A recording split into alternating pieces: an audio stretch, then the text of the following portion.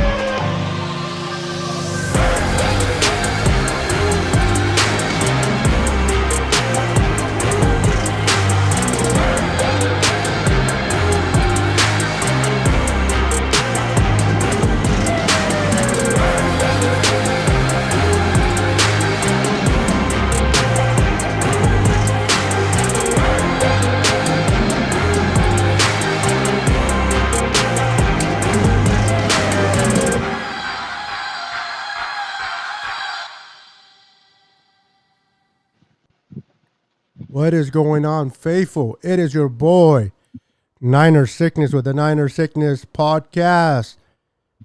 Let's talk Trey Lance. He is back in the news, ladies and gentlemen.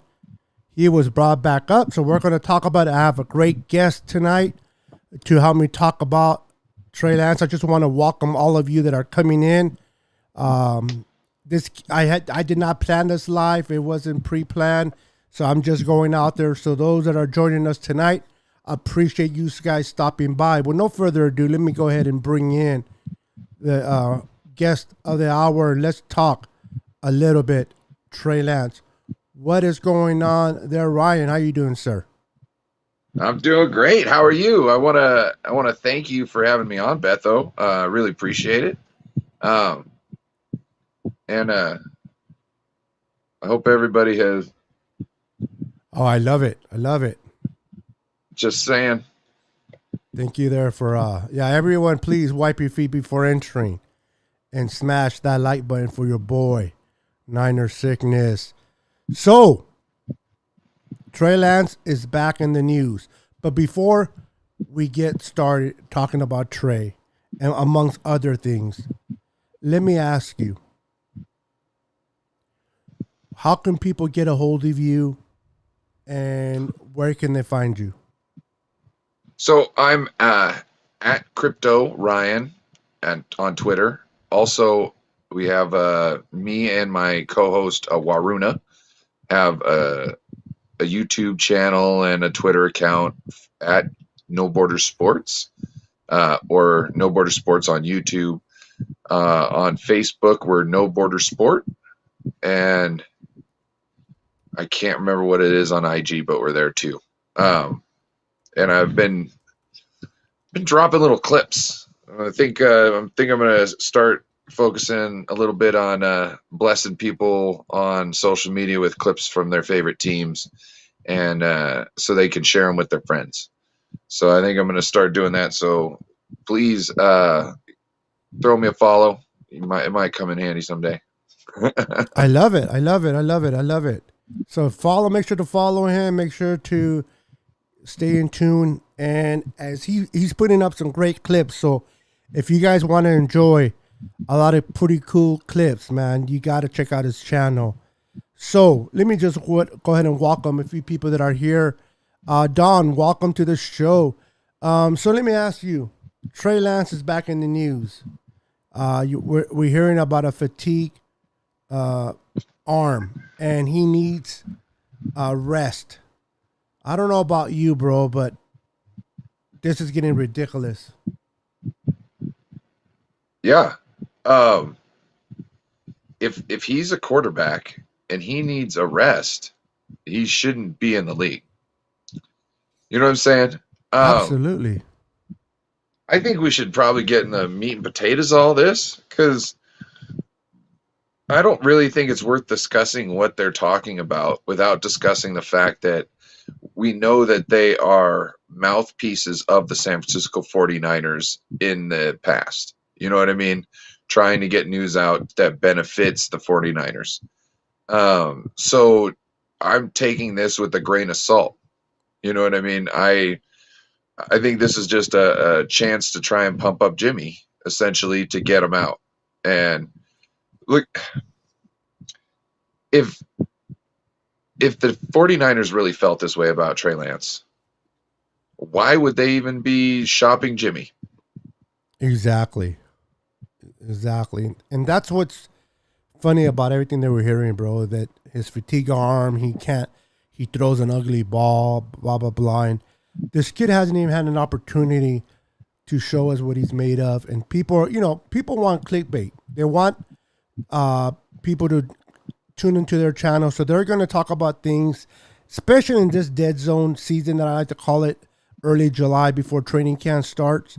There's not really much to talk about. And these talking heads, they got to bring something to talk about. And when they know that the Niner faithful are transitioning from Jimmy to Trey, so they figured if we talk about Trey and his inability to throw it long or his arm hurting, that's going to generate discussions, which it has. And I think that's their whole point, is to begin a dialogue amongst the faithful about, quote unquote, people within the organization is putting out information about Trey, that Trey, he has to rest, he has a fatigued arm, when in fact, Grant Cohn and many other people have said in minicamp and in OTAs that he's been throwing the ball well, and he did not notice any type of fatigue.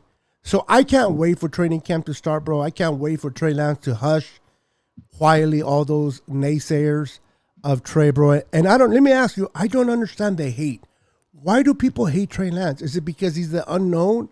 Because of the possibility? Why do they hate on this man so much? They don't even hate on the other quarterbacks that came out.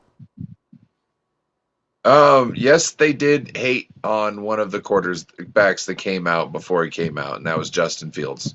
Okay. So, and if you can tell, there's a theme, and the darker tan you have, the more hate you get. I was watching Real Talk 49ers Talk the other day.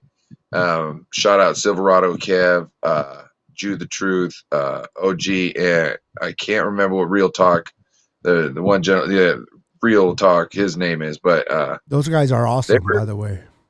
They were talking about, why does Debo get thrown under the bus like that? Yeah.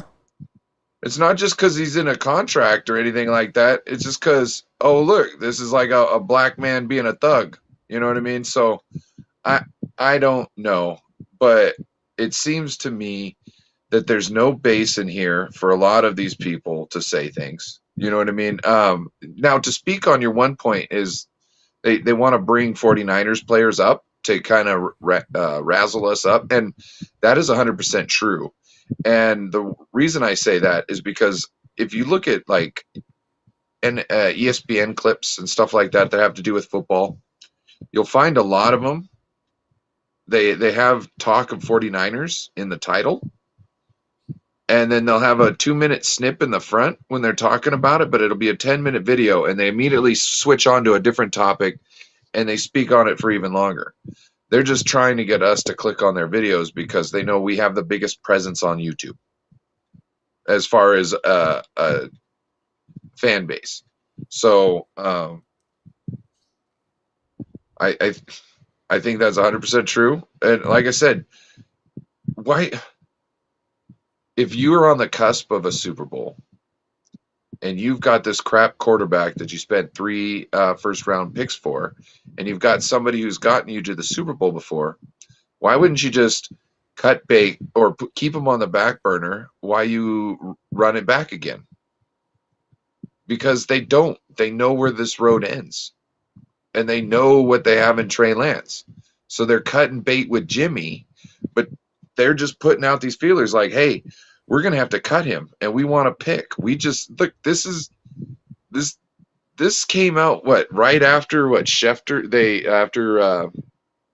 didn't this come out right after Baker went to Carolina? To the Carolina Panthers, yeah. Yeah. Okay. So there is no more option. One of the options is off the table at this moment. Okay. They're even more frantic to try and get this 6th round pick, for $10 million. Is that what they're trying to do? Yep. No, man. All they're doing right now is sowing all this BS in the news cycle that is getting back to their future starting quarterback. You know what I mean? And I don't think it's going to hurt him, but I don't think he needs it. You know what I'm saying? So. Absolutely. Real quick, let me go ahead and say hello. Some people popping in. David McNew What up, Carcass? is in the house. Kathy Sanchez, the queen of the podcast. This lady here, man, she's, I believe, in her 70s, middle 70s, and works 2 jobs. So this lady, man, much love for her. She's an awesome. We have Dawn that I mentioned already, and then Carcass just popping in. The youngster, the man, the myth, the legend. Coming in. This young man had just started his channel. It's growing. It's booming. He's 15 years old, and he's very, very in love with his Niners. He has a lot of great content. He has great guests on his show. So check him out. Cardcast, just as you see on the screen. Go and give him a follow. Support the young man. Listen, there's a lot of things a 15-year-old can be doing, and a lot of those things can be not so good. The fact that he's starting a podcast and he's being positive and talking about his favorite team, let's show him some love and support the young man. Welcome to the show, Carcast. But yeah, bro, I agree. The hate for Trey is unbelievable.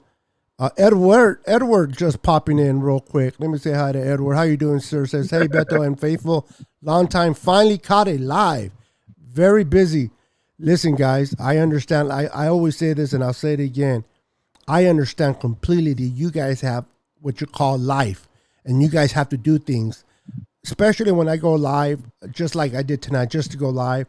Anybody that pops in, I appreciate. And those that can't pop in, I know there's a reason why you don't, because you guys are faithful. You guys show me love. I never question any one of you. You guys are amazing. This whole purpose, for at least for me, and I'm pretty sure it is for Ryan and Carcast, but at least for me, the whole purpose of this podcast is for you guys, is to be able to talk and enjoy conversations with you guys.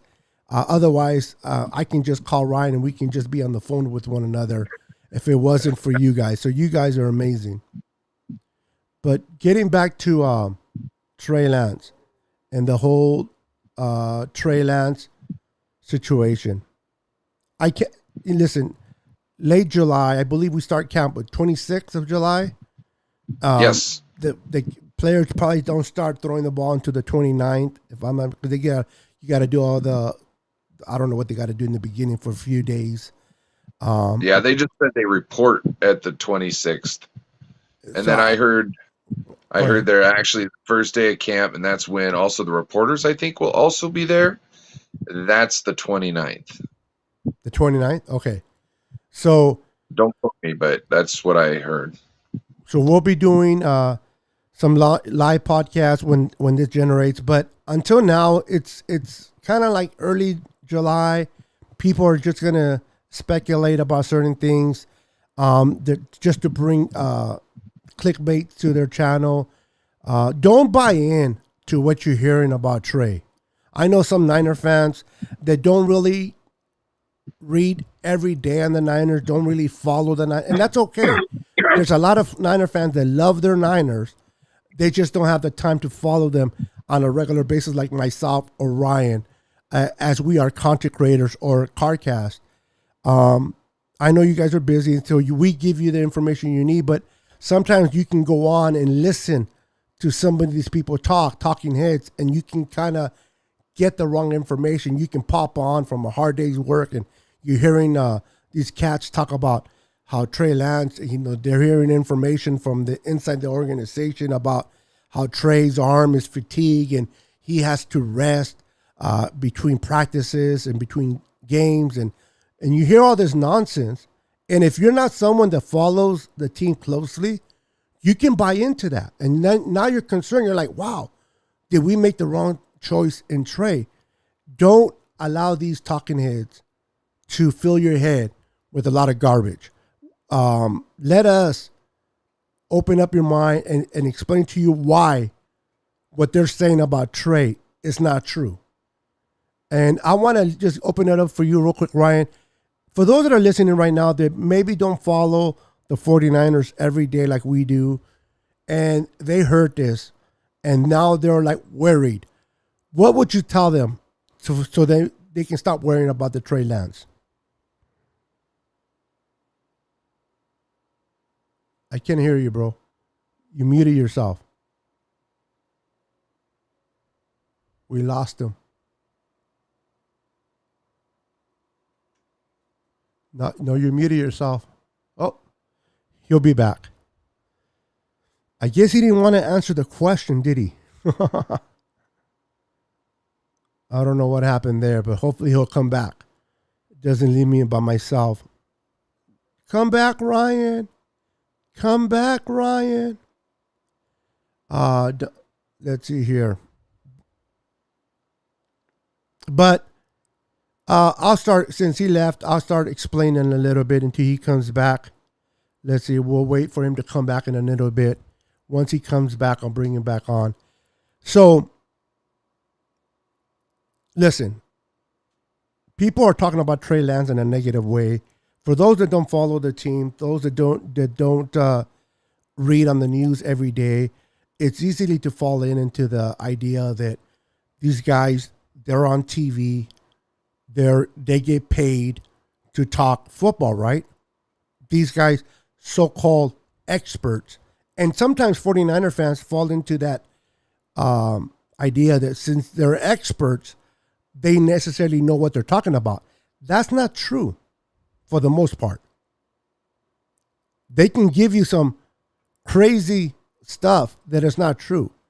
And if you hear about Trey Lance, that his arm gets fatigued, he doesn't throw a good football, you can begin to wonder, should they keep Jimmy? Maybe they shouldn't cut Jimmy. Maybe Trey Lance was a bad idea. Maybe Mac Jones should have been the answer. These are the questions that you may begin to ask yourself. But if you watch the team closely, if you follow the reporters that actually watch OTAs, watch minicamp and training camp, like Grant Cohn, David Lombardi, and many others, regardless if you like their style or not, they provide you with information based on what they see in camp, not of what they hear from other people, as these talking heads do. So, don't be alarmed. Don't second guess the fact that we traded up from number 12 to number 3 and we took Trey Lance instead of Mac Jones. Everything that I've seen in Trey, everything that I've heard from college, his college coach, his parents, people that played with Trance, this kid is smart. He picks up the system quick. He decides this really quick. He makes his reads quick. He just needs practice. He just needs to go out there and throw the ball. What he doesn't have is a lot of reps. But he has the ability to be great. He has the ability to get the ball where it needs to go. He gives us the option of, if the play breaks down and the receivers are covered, he can extend the play with his legs, maybe run for a first down, or allow a receiver like Debo, Brandon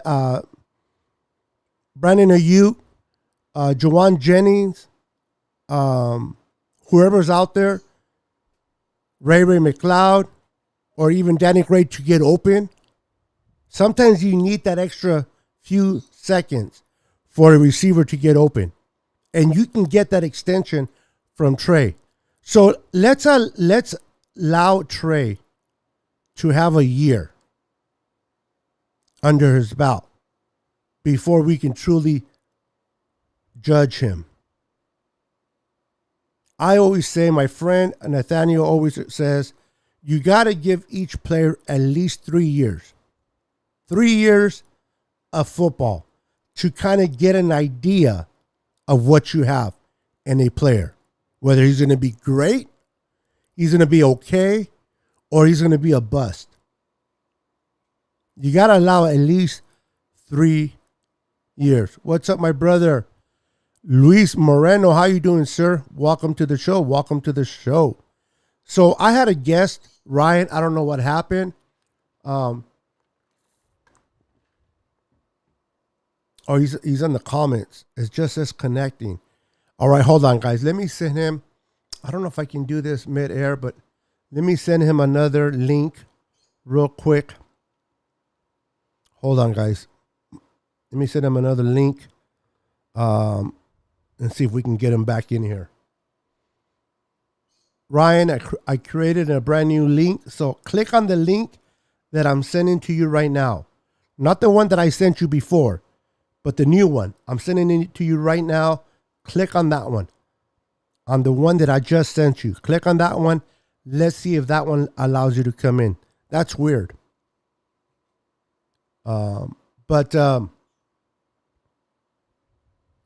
So we got to allow Trey Lance to go out there, do his thing, provide himself the ability to take snaps after snaps after snaps, get better after you get. Listen, he's going to have his bumps and bruises along the way.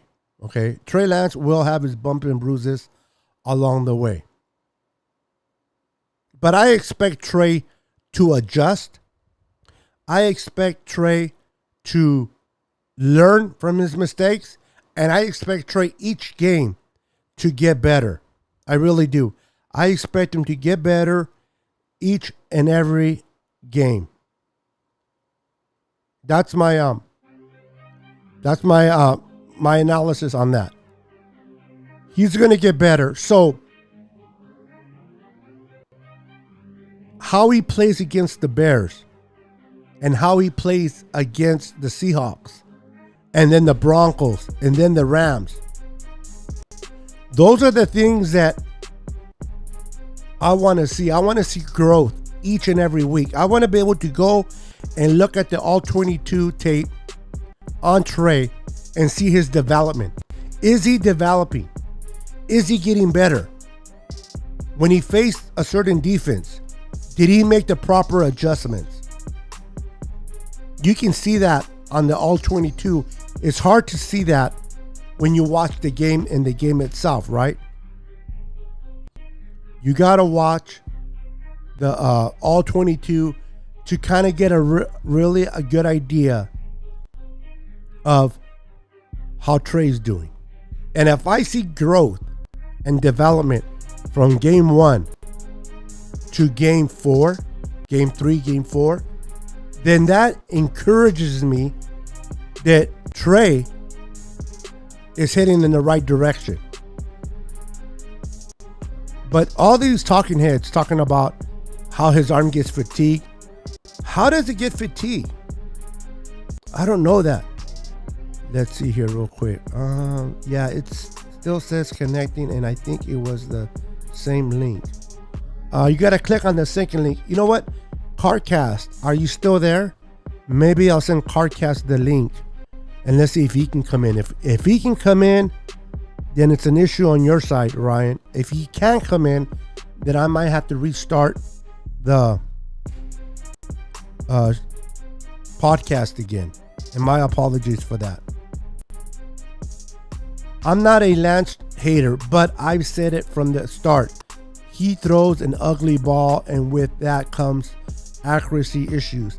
But that's something that can be coached, right? That's something that can be coached. That's something that he can develop, get better at.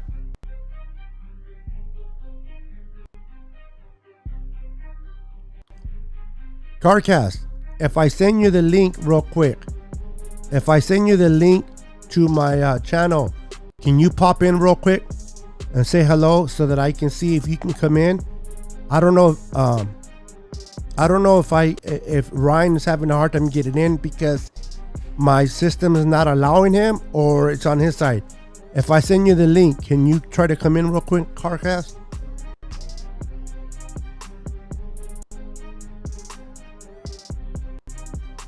I just sent you the link, Carcast, on Twitter. Let me know if you can come in. I don't know if it's just Ryan. If Carcast is able to come in, it has to be on your side, Ryan. If Carcast cannot come in either, then it's definitely on my side. What's up, Itchy95? How you doing, brother? Welcome to the channel. Welcome to the channel. Good to see you. Good to see you, my friend. Good to see you. Let's see if Carcast can come in. Okay, thank you. Even if I don't bring you on, if you don't want to go live on my channel, that's fine. But if you can log in and pop on, as long as you pop in, I can see that you're able to come in. I don't have to put you on my channel unless you want to be part of it. But I'm trying to get Ryan back in as well, because it says that it says connecting. That's interesting.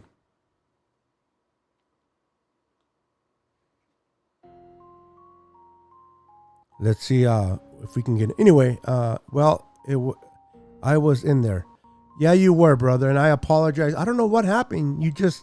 I asked you the question and you disappeared. I'm like, yeah, see, Carcast can come in. Yeah, he's I don't know. It must be on your side, Ryan. Let me bring in Carcast while I try to get you situated, Ryan. Hold on, people. Let me assign him real quick. What's up, Carcast? What's up, Niner Brito? What's up? How you doing, brother? I'm good. How are you doing? Good. I just wanted to see if I can bring you in because for some reason Ryan he left. I don't know if he was kicked out or not, but he says reconnecting. When you clicked on it, it went right through. Yeah, it just said connecting for like a few seconds and it let me in.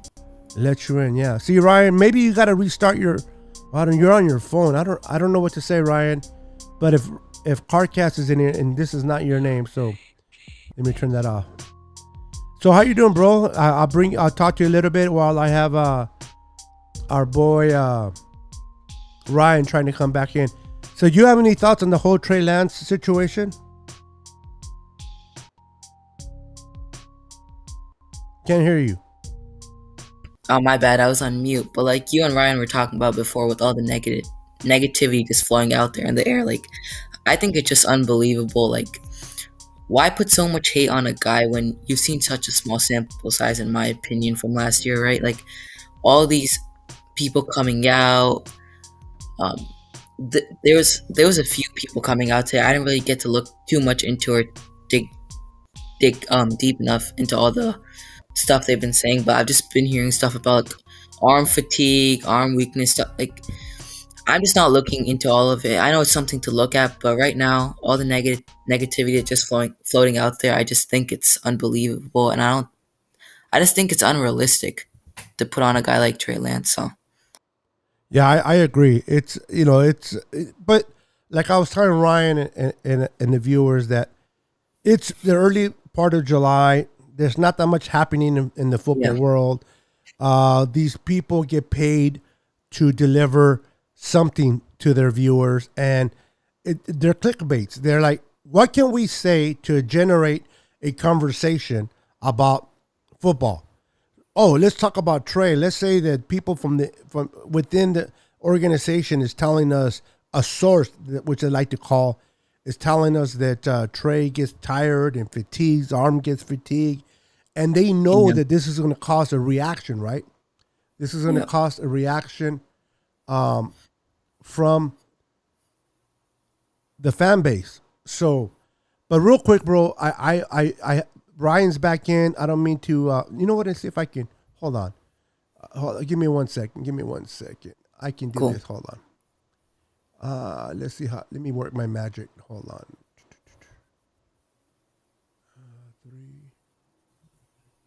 Hold on. Let me work my magic here.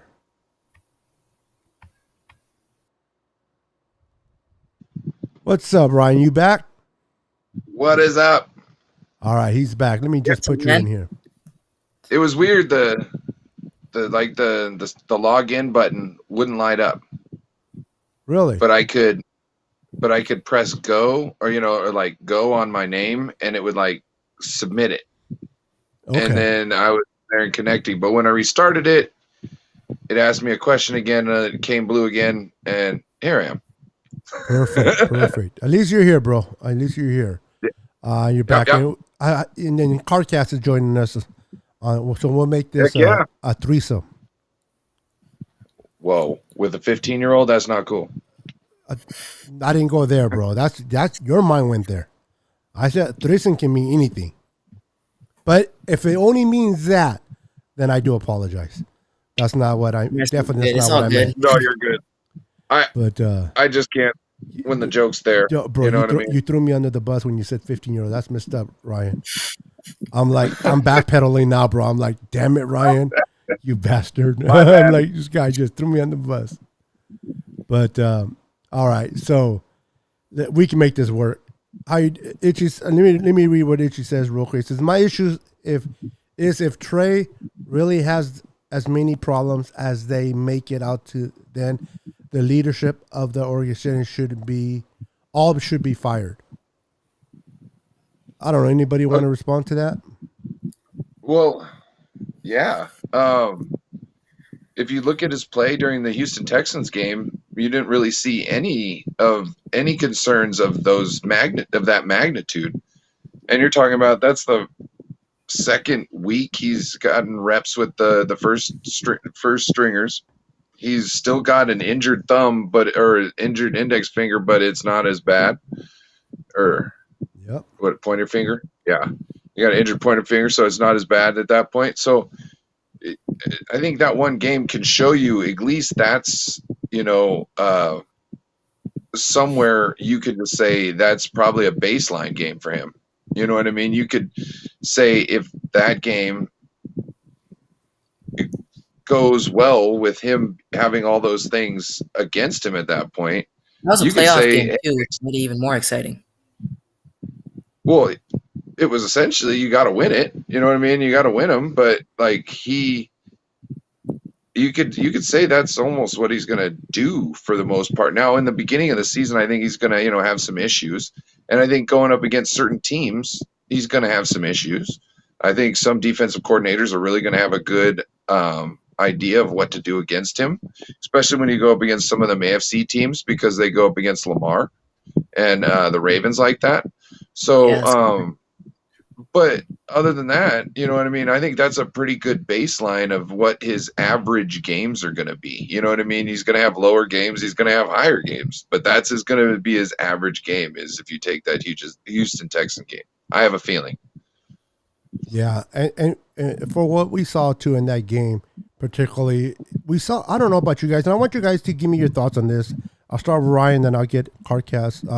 Well, start with Cardcast. Okay, I'll start with Cardcast on this question or in this comment.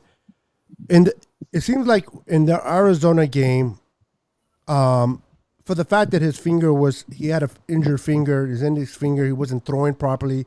They kind of use him more as a running back, but I think a lot of that was Kyle too. I think Kyle was still calling plays for Trey as he would for Jimmy.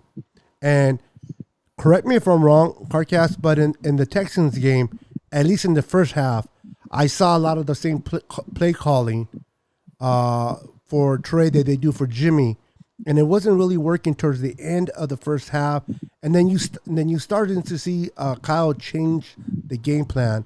And then in the second half, he had completely using Trey completely different in the play calling, and you saw him escalate and do better.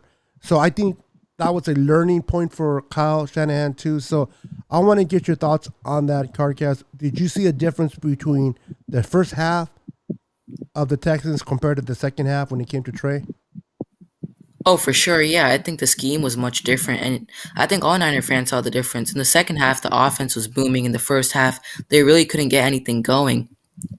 Where I don't think Shanahan was using him the right way. I don't remember the exact plays, but you could definitely see if when Trey Lance is put into a situation and the plays benefit him, he's gonna make the defense pay, man. He's gonna throw that football down the field and score some points for you. And you definitely saw that in the second half. So definitely there was a huge difference. Even though you don't remember the exact plays, it's kind of obvious because with Trey Lance your quarterback and you scheme up the right plays, he's gonna make it happen, man, and he's gonna make the defense pay. So definitely from what I saw, I think there was a huge difference in the first half to the second half in that Texans game. You want to add to that there, Ryan? Yeah, that reinforces my feelings on this news and where it's derived from.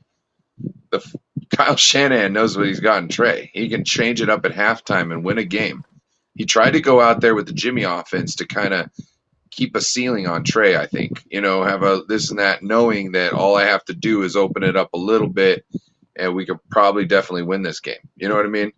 So I think this just proves that, they not only trust Trey because they know what they got. No, know what I exactly, mean? yeah. We don't even know what we got yet because that's not like they weren't practicing all the goodies from the bag. They were practicing a couple of plays that kind of go along with what they already do that fit in nicely. I think we're If going to Kyle have Shanahan scheme up the same plays for an entire game he did in the second half of the Texans game, man, this offense is going to be scary, man. And that's kind of a trial and error game for Shanahan with using the Jimmy offense in the first half. But if he can keep that consistent play calling like he did with the second half with Trey Lance, like this offense is going to be scary and it's going to score some points on some really good defenses, in my opinion. Says Peloton says Ryan has a great beard. Yeah, he sure does. I've been growing it since October. October. Yeah. That's Yeah. cool. I got to shave. I haven't. I try not to have a mustache for a minute, but man, it gets tiring shaving every day. Sometimes I get lazy, and it doesn't grow fast enough to where I can set it, but it grows fast enough where I have to keep shaving it if I want a clean look, which is it sucks, but it is what it is. Pale Time says, Beto, if Trey Lance is as good as Ryan's beard, then the Rams are in trouble. Yes. I'll Which take- I agree. go out and say that Trey Lance is better than my beard. Oh, so the Rams are definitely in trouble. I'm telling Shout out you, to bro. Pale. Yeah, Pale's a cool guy. He's still on cloud nine, bro. His first Super Bowl here in the Bay Area. I know that the actual first one for the team happened in St. Louis. They had a parade in St. Louis, so they finally brought one to LA. But enjoy it, brother. Enjoy the win. You're on the top of the mountain. Nobody can say any different. But just know, we are aiming for you guys. We're coming. Trey's coming, bro. And he's bringing hell with him. You ever watch that movie Tombstone? Yes. Yeah. So yeah. So That's Trey's one coming. of those movies when it's on TV, you just got to stop and watch it. Like Green Mile. Green Mile and Tombstone. Unforgiven is another good one. Unforgiven is really good. Tombstone's movie. been my favorite. I like Kilmore when he's like, "I'm your Huckleberry." I'll be a Huckleberry. Yeah, I love that. You'd be bro. a daisy if you do. Yeah, and I love it when I know it's an old movie. I know a lot of you guys movie, and I hope I'm not, messing it up for those that haven't seen it. But I love that scene where he actually goes and fights. What's his name? Roscoe. Yeah, and then he shoots him in there, and he goes, "Man, what do you say?" He goes, "He was something. He was something.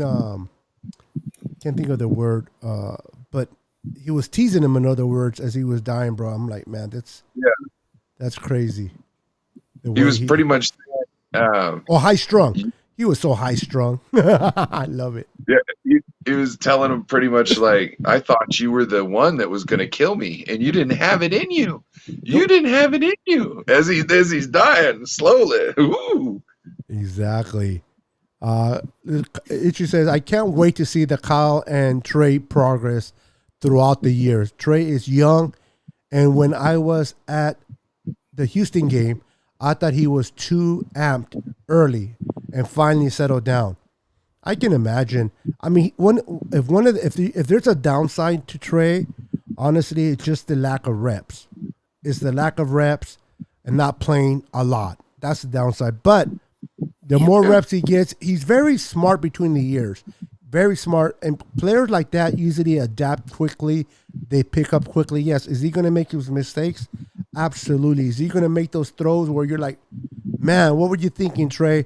But I don't know about you, Ryan and Carcast, but I do know this. When you have a great running game and you have a freaking good defense, top 5 defense, that's a very good thing for a young quarterback because he knows that if he makes a mistake, that his defense will get the ball back and not make it a costly one. And that's something they can bring confidence to a young man. Can I touch on something real quick? You Absolutely. talked about Trey Lance's intelligence. And as you were talking there, I was just thinking, Trey Lance is very smart. And I'm wondering if Kyle is going to be able to set his ego aside when he comes up to play, to Trey in a timeout, in a crucial time and say, this is what we're running. And Trey goes, but when we do that, they're going to do this. And Kyle goes, is he going to go just run the play, or is he going to take that into consideration and try and figure out how to use that in an advantage in a way that Trey not only thinks is smart, but also will, really want to get everybody else on the same page with? And I just wonder, is Kyle going to be able to do that? Because like Kyle sees all this stuff from pitchers high up above, and he can see all this stuff happening. But Trey is the guy who can process right on the field. And if Kyle can't take his word for it and be able to make corrections on the fly with what he sees in what his quarterback sees and trust what he's hearing from him, we're going to have a tougher time than we could. Because having those two on the same page, being able to, talk about what the safety's doing, what the defensive end is doing, and this and that, blah blah blah, instantaneously, like last play, and be able to change things, do that, we could be deadly. I'm just saying. No, that's really key. Yeah. Go ahead. Go ahead. No, I was just going to add that he already did that. If you watch that Texans game, Kyle called a certain play, and Trey made an audible, and he ran his play, what he saw the defense was giving, and it worked. And as he was running further up the field, he looked at Kyle and gave him a smile, like, yeah, that what you called didn't really work, but what I call it was, and he kind of gave him that look, and Kyle had to sit there and swallow his pride. And I love that. And that's what you see with Andy Reid and Mahomes. When Mahomes, Alex Smith is always the yes sir, no sir, I'll do what you say type of quarterback. And when Patrick Mahomes came in, he's like, no, I like this. You call this great play, but I saw something different in the defense, and he calls his own audibles and makes his change. And Andy Reid was upset at first, but when he saw it start to work, he adjusted to that, and they became a good pair. If Kyle can do the same and adjust to Trey and work with Trey instead of saying, no, Trey, you do it my way and that's it. If he can find a middle ground with Trey, I think that marriage will be beautiful, in my opinion. Yeah. If So Trey I has think, I just gonna say, think- if Trey has the guts to say that to Shanahan and say like my play is gonna be better than yours, or just straight up not listen to Shanahan and run his own audibles, like you mentioned, Niner Beto, but like, just make it happen, run his own audibles, not be that guy just always saying, yes, I'm gonna run this play, I'm gonna not run this play, like what Jimmy does, right? Like, but Trey, if they can build that chemistry and that relationship as the season goes on and as the years pass, I feel like the bond is just going to be greater than ever. And Trey Lance and Kyle Shanahan, they're going to be a really good duo together, man. And they're gonna light up the NFL, man, in the years to come. So if they can just build that chemistry and that relationship from starting now to maybe in the next couple of years, it's going to be a strong bond. And I think they can do great things together. I agree. I think Go what ahead. Kyle needs to do is I think he needs to relinquish control, but still have control. And what I mean by that is build the audibles into the scheme, first of all. So you're trying to do all these plays to get the defense to give you a certain look when you're in a certain formation, right? And if you say, hey, Trey, when the defense looks like this, and this is like this, and this is like this, then I need you to call this deep bomb to Brandon Ayuk. You know what I'm saying? I need you to audible out of everything, no matter what it is. I don't care if it's, 4th and 1. You know what I mean? This is your job, is when we get our look, you need to pounce. You know what I mean? And guess what? Trey's going to be all over that. He's going to, every play, he's going to be looking to see if he's got his keys because he wants to pounce. He wants to make sure he's smart enough to do that. That's what keeps him in the game. You know what I'm saying? He wants to be the ultimate. You know what I mean? Because I think he's one of those, it's not worth even doing if you're not going to be the best at it. You know what I mean? And I think he's got what you need between the ears and what you got between, the feet and the shoulders, also to get it done. So I think, and also letting him know, hey, these are your audibles when you're in these certain situations and you see this certain play, them. Let's say you're doing the run, run up the A gap, right? And, they all of a sudden are blitzing double A gap. You know what I mean? You can totally tell this and that, right? So, Trey, you need to call an audible to this. You know what I mean? Or you need to call an audible to that. You've got some situations. Is the safety up here? Is it over here? You can call an audible. See, and I think that's even better because if you give the more options you give him, I think the more control essentially have you had because now you can tell him what each audible means in certain situations. And Trey again will be like, oh, I got to be better at this. So now I've got to memorize all of these audibles for these formations. So they all have their certain, reasons why I would call them. And that's how I'm the best quarterback in the league type thing. You know what I'm saying? Like he needs to figure out a way to make, give up control a little bit in certain situations and trust Trey on the field because I think our offense can be way more productive if he is essentially he comes up with the schemes, not even necessarily the plays, but the scheme on how to get somebody in a certain situation to then call that play. And Trey needs to be in on that. You know what I mean? And they need to be able to, it's go time. He doesn't need to hear it. He just needs to see it. You know what I mean? Yeah.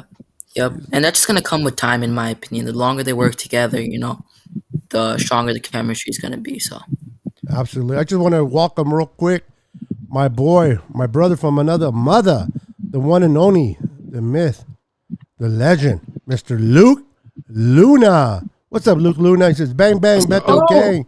What's up, brother? Cardcast and Ryan. What's up, Faithful? How you doing, brother? This guy's an awesome dude.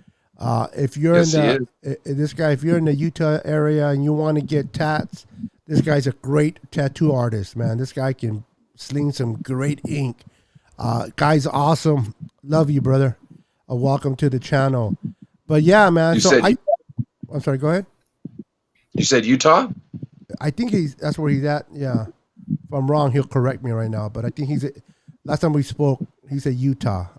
Hopefully, I'm not wrong there. But listen, I don't know if you guys are watching yourselves on YouTube. Besides within the window, you guys are just watching yourselves in here. Yeah. Okay, Damian Lee, how you doing, brother? Welcome to the channel. So that I hope that's the whole situation with Trey, brother. Moving on with let's talk a little bit about Jimmy. We know that Baker Mayfield was traded to the Carolina Panthers for peanuts, essentially. I mean, they got a fifth conditional pick in 2024 2024. conditional 5th-round pick. In 2024. So, Salt Lake. Sorry, guys. He's in Salt Lake. And then the Browns had to eat half. Was it half of that salary that they had to eat of think Baker so. Mayfield? 10 mil. I heard it was 10 mil. 10 mil. That's still. So what does that mean for Jimmy, Ryan? I want to, and then I'll ask Carcass. What does that mean for Jimmy? What is his value? If Baker Mayfield can get traded for conditional 5th round in 2024, and then he still had to pay 10 mil, what does that mean for Jimmy, brother? Well, it all depends on what you're doing as far as his contract goes and how it's going. If he's getting restructured beforehand, maybe you can just eat like 3 mil and send somebody Jimmy for 10 mil and then get something that way. But I don't see Jimmy restructuring. I think Jimmy would just rather get cut and then find a team that wants him, and then he make a new deal there, clean deal, no BS. But also I don't think Jimmy has value. Yeah, that's so. Let's say you trade Jimmy straight across. Like for what they got for Baker, you're talking about they ate 10 mil and they got a 5th round pick. So essentially they paid 10 mil for a 6th round pick, 5th or 6th round pick, depending, because it's conditional, right? So that's not good. I mean, what are you going to do? Trade Jimmy for a 7th and maybe get nothing? And who's like, oh yeah, let's trade Jimmy for a 7th and then try and work on this $27 million deal. There's nobody right now. Why the Seahawks don't need a quarterback, really? They can tank. They can tank, get great picks next year. They can get the quarterback next year, actually. Yeah, I seen Sam Dog post about it today, and I was like, that's what I would have done this whole time. And they're talking about Jimmy G traded for Jim. Why make a run at it right now? Stack them deck. Train them young boys. Get all that depth, some experience, and some knowledge with some real going up against some real pros. Let them get their butt whooped real quick. You know what I'm saying? You put some thick skin on them. Then, stack the deck around them. You know what I mean? Figure out who's good, who you need to keep, who you need to replace. The Seahawks, they could be good again in a couple of years, but next year isn't the year. And why? That was my biggest thing against the Seahawks the whole time is they never fully went into a rebuild at any point in time because they couldn't accept defeat at any moment in time. It's like they had to be number one or try to be number one all the time. And it's like sometimes you might just need to have a cooling off year and figure some things out with some players, get rid of some ones, and then come back at it strong the year after that. So I don't think Jimmy has any real value. Do you think the Browns want to now, after they paid, I think they're going to be up for, I don't know how much it is now after, I think it was $25 million. $25 million in quarterback salary this year, and Jacoby Brissett is the one scheduled to start. So what are you going to do? Kick it up to, I'm sure they'd restructure it, but let's just say hypothetically they trade for Jimmy and they get, now that's kicked up to $52 million a year, and now Jimmy G is your starter? No. Those are the Browns. I'd rather have Jacoby Brissett. Yeah. I'd rather lean hard into a stiff run game offense. You know what I'm saying? And come at it next year when Deshaun Watson's back. If they were, personally, I don't think he should be. But they do have a roster though that can compete this year, possibly win the division and make it into the. We lost. I think he had to go. I know it's late where he's at. So let me hold on real quick, brother. Let me move you to 2 and get you. All right. So I think I lost track. I apologize. No, you're good. But yeah. So but let me ask you something. Is Brissett good enough? Oh yeah, I was talking about the roster. How good the roster for the Browns are. Do you think Brissett is good enough to win? Do you think Jimmy provides better football than the quarterback they have now? In your opinion? So, it, if the Niners can do it, I think the Browns could do it with what they have. It just depends on um, who's calling the plays. And Jacoby's not inherently a bad quarterback. He just has issues sometimes. You know what I mean? Yeah. So the best thing to do is to throw when they don't expect you to throw, and then run every other time. And that's just going to make it. How do they know to look for an interception when they're still thinking it's a run, and then all of a sudden their heads up, some of the ball's out, quick pass. So there's things you can do to get around it. Sweeps, all that good stuff. We've seen it. We've seen it in the 49ers. So, I I think I don't know if you're winning a Super Bowl with Jacoby Brissett. I think going to the playoffs with defenses that are really keyed up and really in sync with each other all year long and are playing at a high level, I think they'll have their way with them in certain moments. You know what I mean? And I don't know if the other team's defense can really keep up. If the Browns defense can keep up with another team's offense getting the ball one or two extra times a game. You're okay there, buddy? Yeah, I'm good. I don't want to lose you there. I gotta figure out how to mute this thing. And then Sorry, I had to go for a sec. No worries. I know it's late in your area, bro. So don't feel like you gotta. I mean, I love having you on here, and you're welcome to stay as long as you can. But I don't want. I know you got to school tomorrow, and Sure. I know it's late where you're at. So if you have to go, man, don't worry about that. That's all good. Yeah, I'm on summer break, so I'm almost Oh, free that's every right. day. I really got much to I do, keep so forgetting I'm summer. perfectly fine just staying up. But I know you guys were talking about Baker Mayfield going to Carolina Panthers and all this huge drama and stuff. When I first saw that, I was super surprised, knowing he went for a 2024 conditional fifth-round pick, knowing he was the number one overall pick for the Cleveland Browns, and like a fifth-round conditional pick, like that caught my eye. And I know you guys were talking about Jimmy's trade value, and we don't know the deal with Deshaun Watson. We've heard rumors that maybe he's gonna sit out another year for the Browns with this whole with his whole situation. So what's the deal in Cleveland? Like Jacoby Brissett, do you think Jimmy Garoppolo's good enough to beat out Jacoby Brissett? Deshaun Watson's not going to be the prominent starter.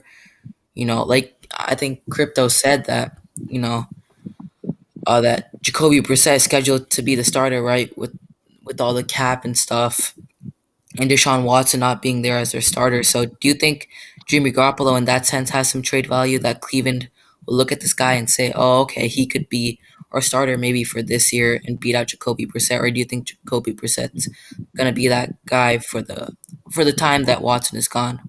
So Go ahead, Ryan. Answer that. I don't see any trade partners, but what are your guys' thoughts? The Browns make horrible decisions. So yes, I can see the Browns doing something like that, but it's not their. Think about this. Okay, you get Jacoby Brissett, right? You run the season with him because Deshaun's not there, right? Okay, whatever you do doesn't matter. Next year, Deshaun Watson starts, right? If Deshaun Watson gets hurt, now you've got Jacoby Brissett, who played with the team the whole year previously. Everybody knows, got to flow with him. He can step in, whether the play is the same or not. You've got somebody who can step in and flawlessly, use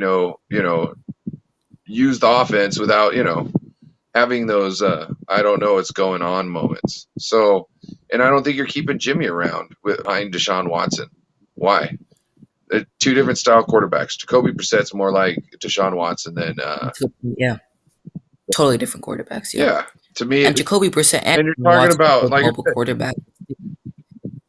Putting Jimmy's contract in that quarterback room makes it up to over $50 million. So why are they going to pay for $50 million to have only Jimmy G and Jacoby Brissett in that room?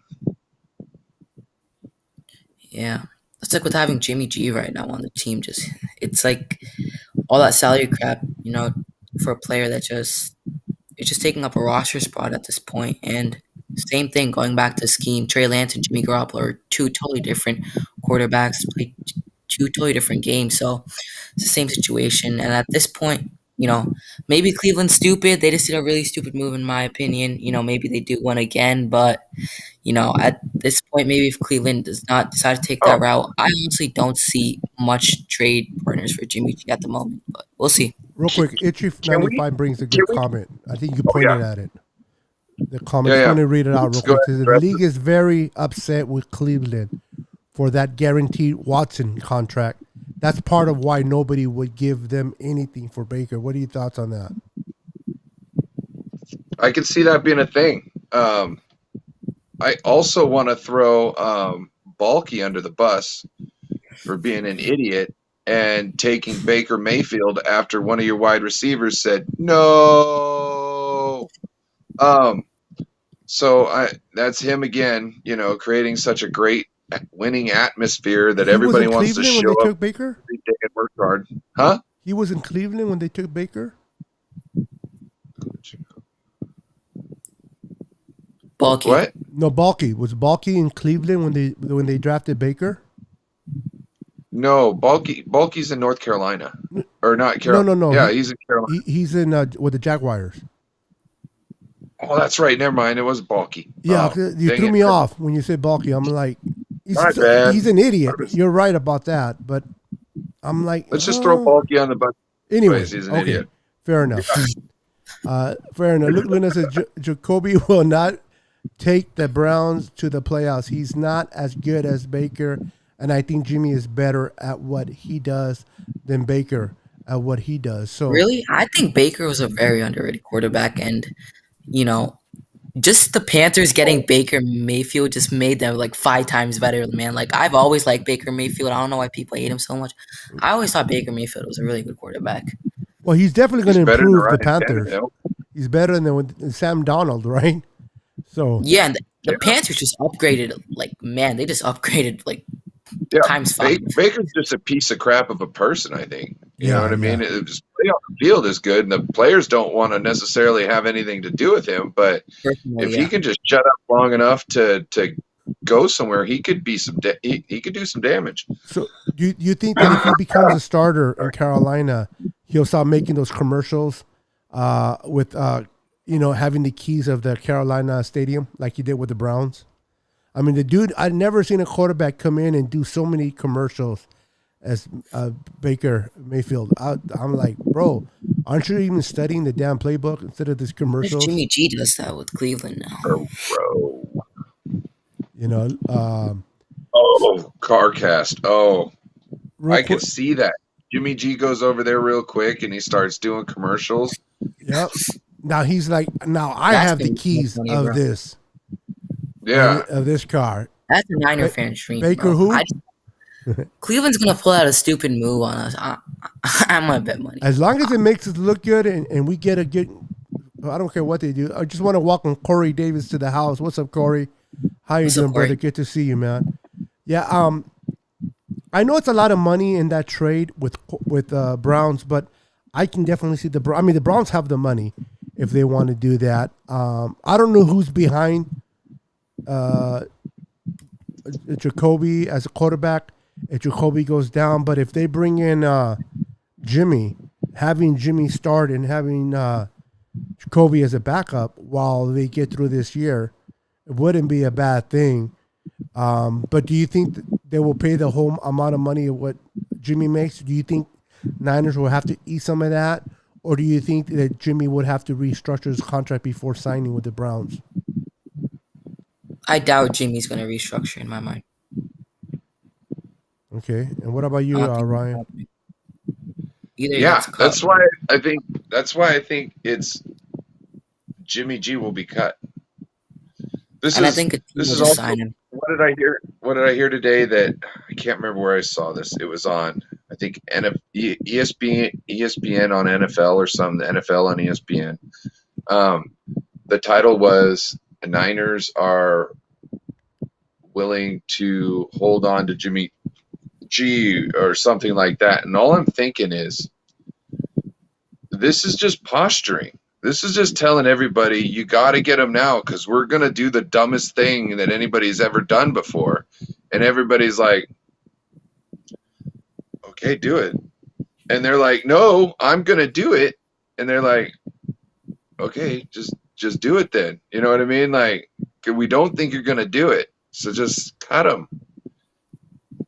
Yeah. Luke Luna says sports books had the Panthers at 6 wins over and under. When they got Baker, it only went up 6.5.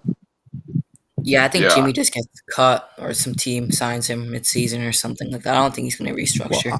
Well, I'll say this about Jimmy, my personal opinion. Listen, depending on what they get in a trade, but if they, I know that if they get a 5th or 6th, I mean, I know that we got players that can play and ball in this 5th round.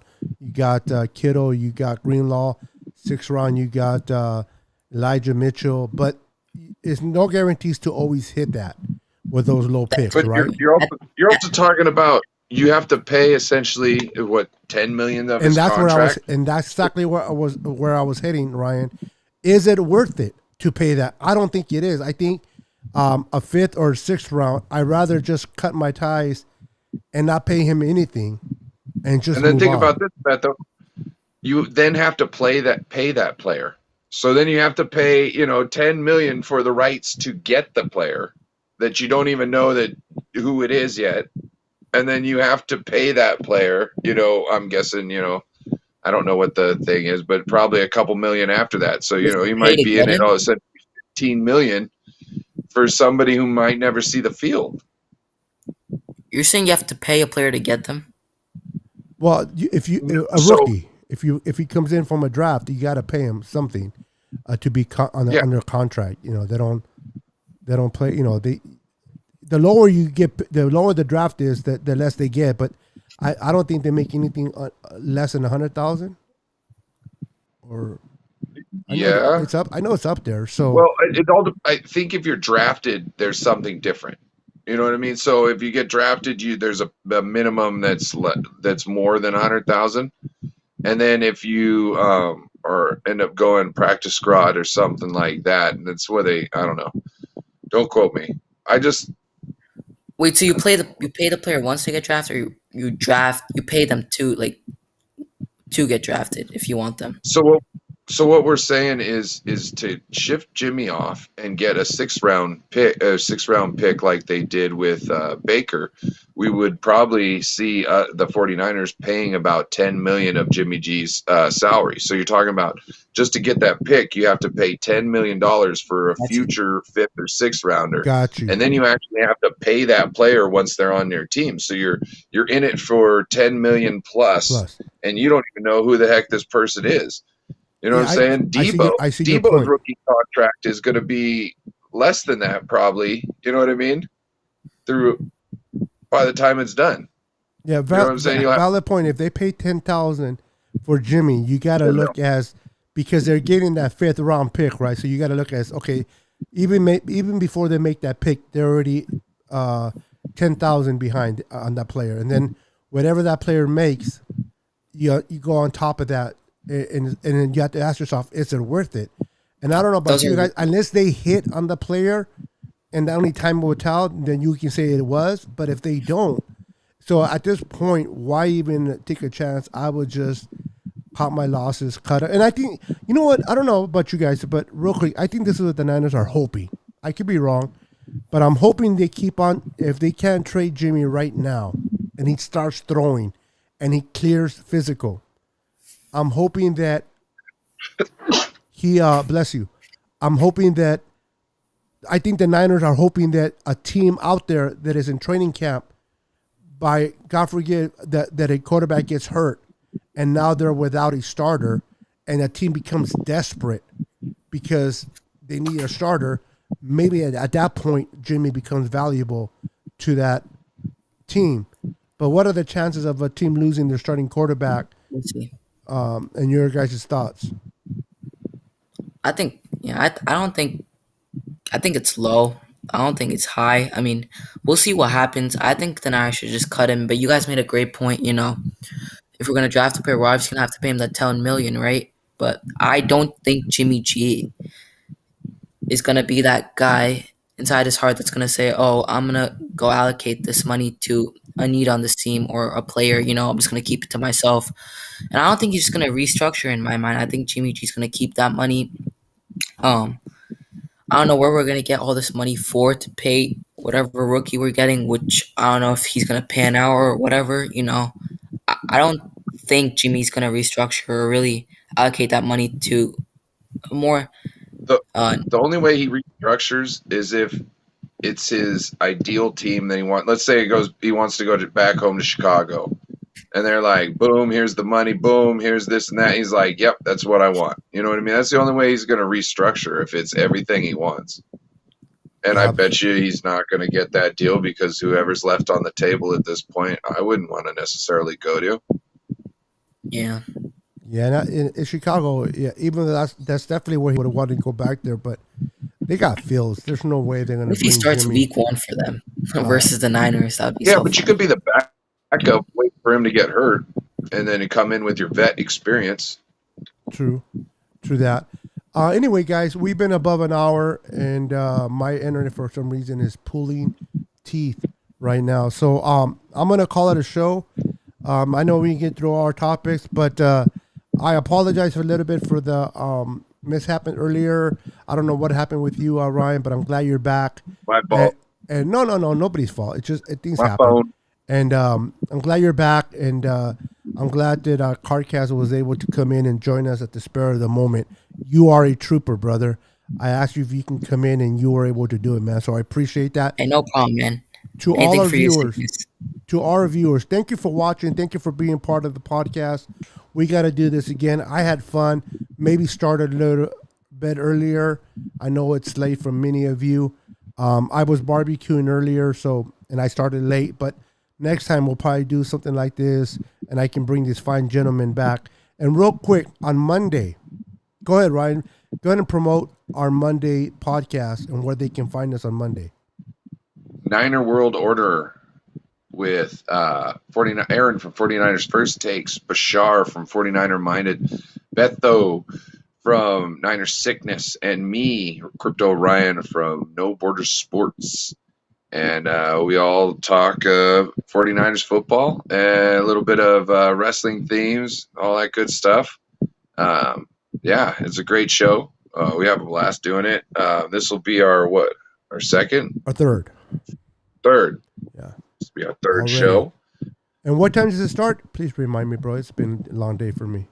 I think 6:15. I remember it's 6 or 6:30. Yeah, somewhere there. But if you go to the channel, the best thing I can say is go to the channel, subscribe first and foremost, and then hit the notification bell so that you guys get notified when we go live. So for many of you guys probably won't see us together, or me and Ryan at least, until Monday. But check us out. Check out the channel. It's growing, and we bring 4 different perspectives to the same question, and it's nice to have a variety of answers to a question. So check us out. It's fun.